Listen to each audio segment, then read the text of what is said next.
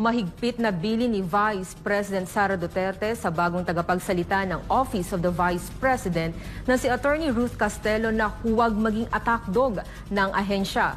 Gate naman ni Castelo, buo ang kanyang tiwala kay VP Sara kaya tinanggap niya ang posisyon bilang spokesperson sa kabila ng mga kontrobersyang kinahaharap ng OVP. Si Jason Rubrico magbabalita.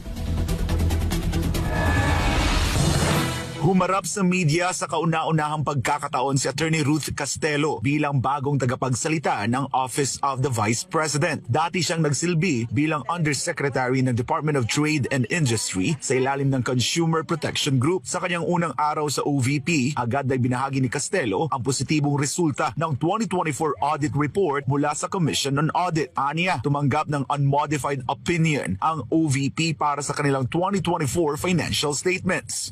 Ibig sabihin, yung budget po for 2024 ay maayos na nagastos ng opisina. Wala pong nakita ang audit na naging problema doon sa compliance nila doon sa pagpresenta ng mga financial statements ng kanilang financial transactions at wala po rin nakita na problema during the time of audit. And this has been happening, as I mentioned, for the last 3 years. Dagdag pa ni Castelo na ang unmodified opinion na ibinigay ng COA sa OVP ay nangangahulugan ng pagiging honest at transparent ng ahensya.